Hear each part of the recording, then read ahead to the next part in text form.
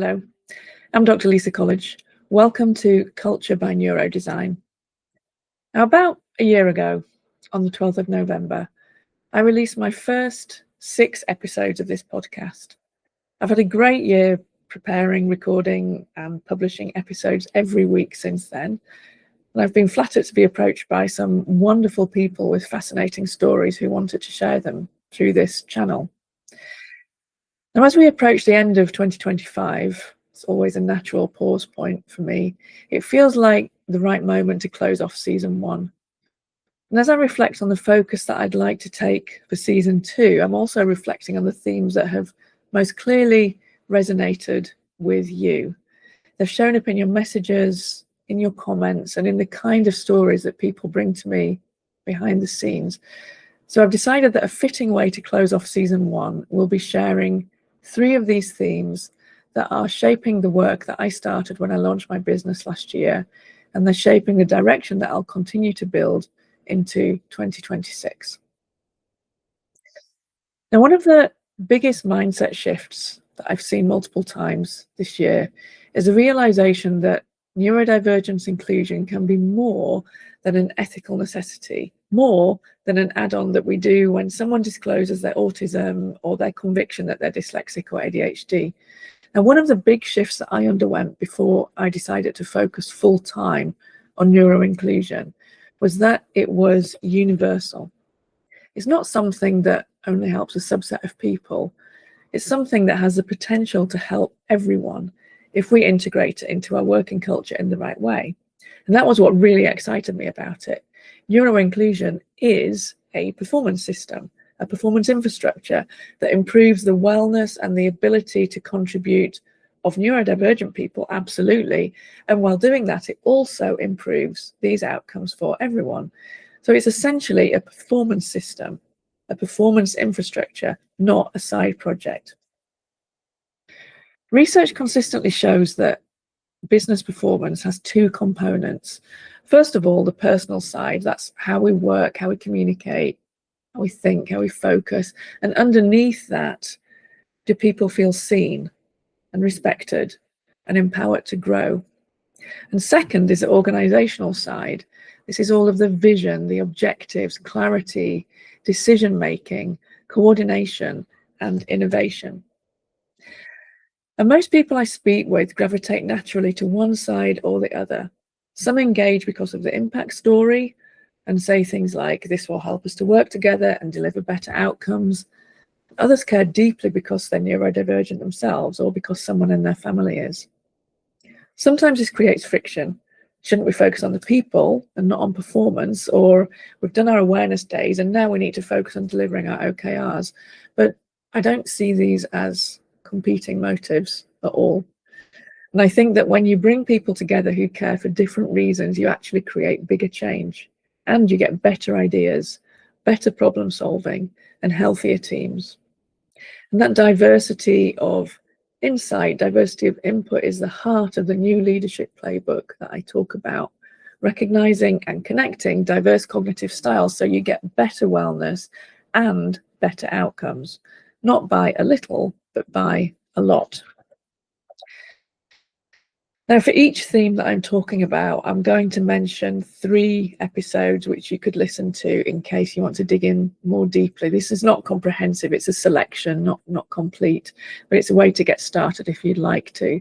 So here are 3 episodes on this theme that I'm talking about now. The first is episode 29. It's called Culture is the Game, IBM versus Polaroid. And I talked about how a cognitively inclusive culture became the operating system for innovation and rescued IBM.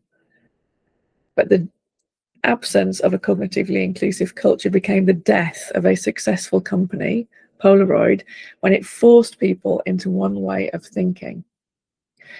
Episode 33 is called Autism in Silicon Valley, a case study in neuro-inclusive design. And in this episode, I was building on Steve Silberman's famous article called The Geek Syndrome. This was about tech not accommodating autistic minds, but actually growing from autistic minds. And given the demand for tech talent, we can all learn and copy elements of this culture, which is grown and evolved from autistic minds, autistic needs, we can copy elements of that into our culture. And finally, for this theme, episode 21, which is called Organizational Resilience, 90% of companies lack the core capabilities. In this episode, I discussed a published model of resilience and also considered how cognitive inclusion addresses each of the capabilities needed. It's one way to address each of the capabilities needed. So if there's one headline that I'd love you to take into 2026, it's this: neuro-inclusion is not an add-on. It's a performance infrastructure for the modern workplace. The second theme that I want to talk about is the shift from accommodations to proactive cultural design. And this is actually a theme that I was warned by several people not to focus on. They considered it to be too theoretical, too heavy on compliance, apparently not exciting enough.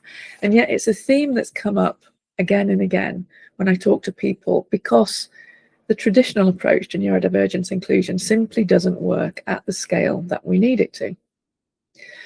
So most leaders, if they've been trained in neurodivergence inclusion, have been trained in an accommodations first mindset.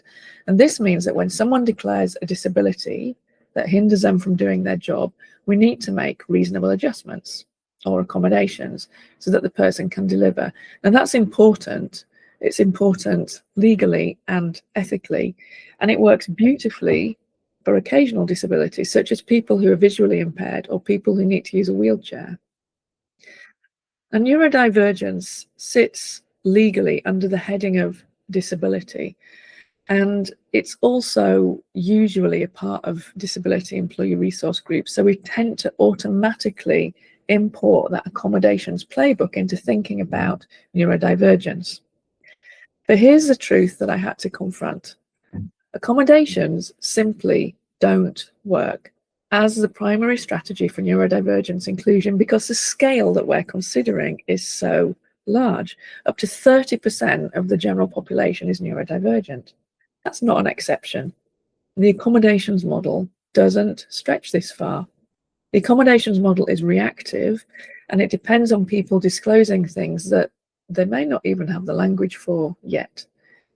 It's individualized, and so we quickly end up with a fragile patchwork of accommodations that it's very difficult, if not impossible, for leaders to operate in.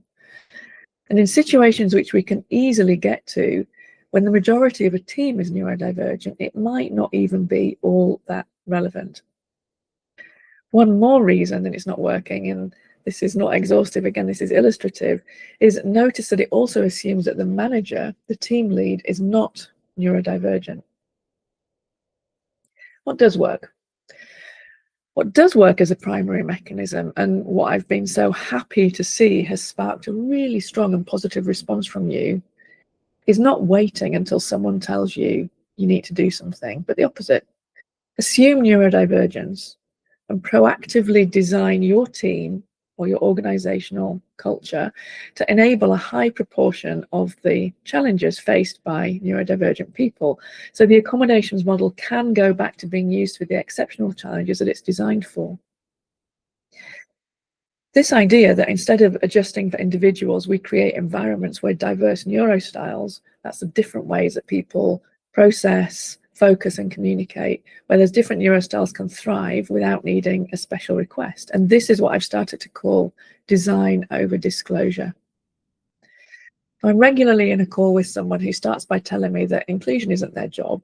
It sits over there with the DEI team or the HR team or whatever. And I absolutely love it when I see the connections being made in their minds that actually neuro-inclusion isn't something separate from me and my leadership and my need to deliver results. Neuro-inclusion should actually be the core infrastructure of the impact that I'm delivering.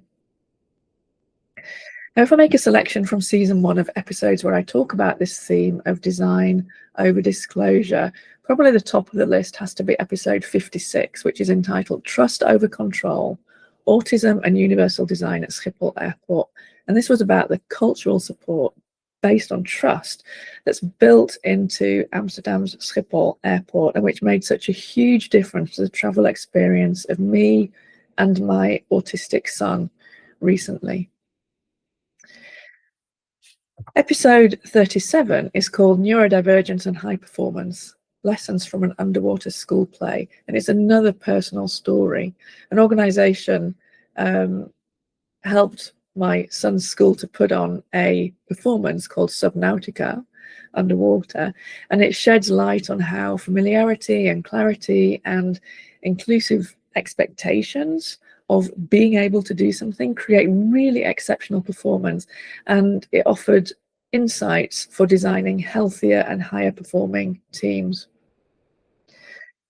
Finally, in this theme, episode 45, which is called From Autism Diagnosis to Entrepreneur, finally inclusion that works for everyone. This is about neuro-inclusive design being the first approach to inclusion that I've found that is both universally fair and which drives better team performance for everyone by enabling every neurostyle to contribute. Now, this theme is the backbone of all the work that I do.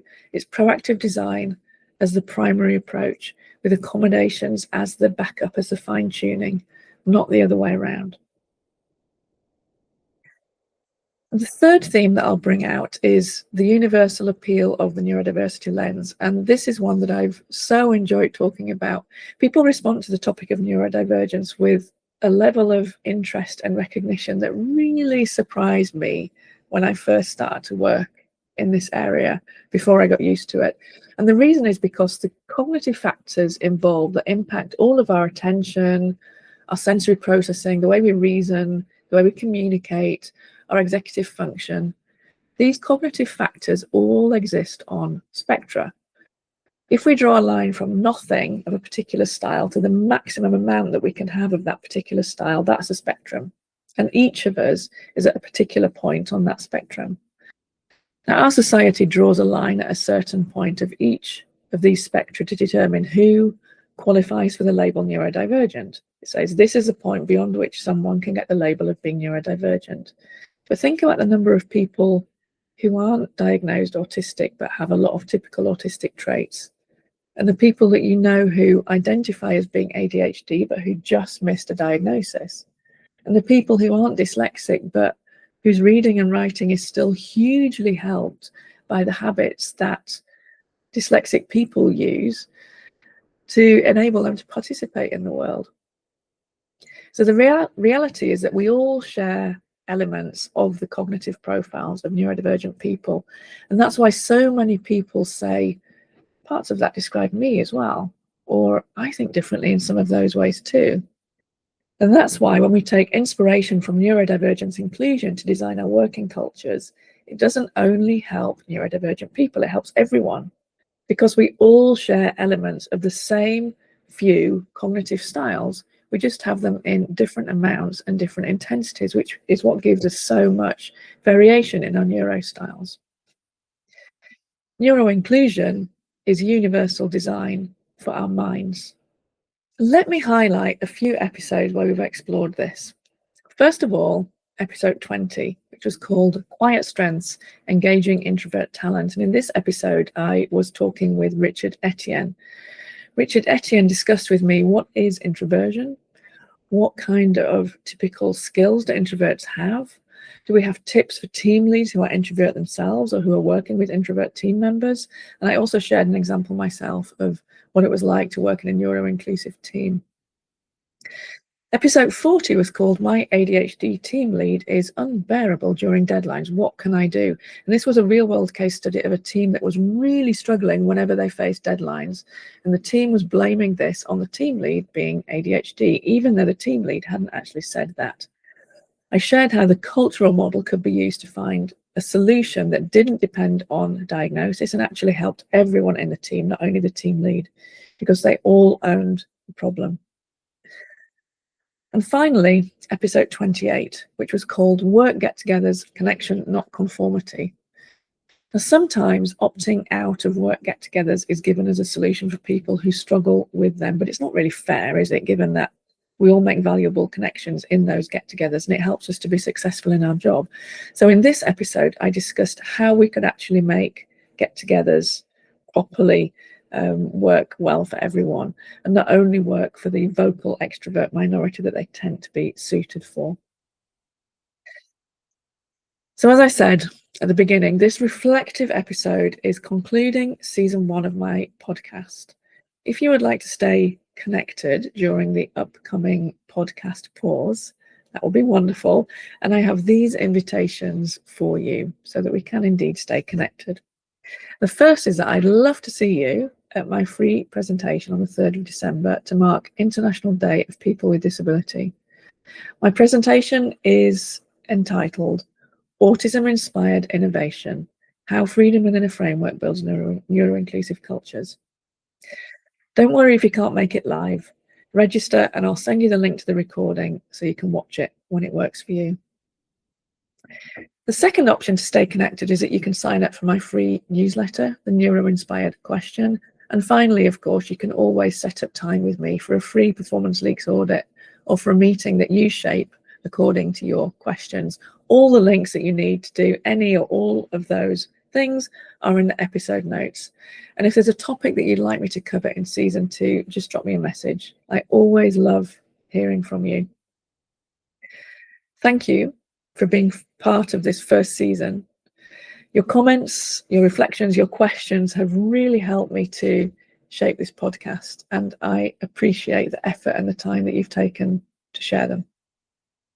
Thanks for listening.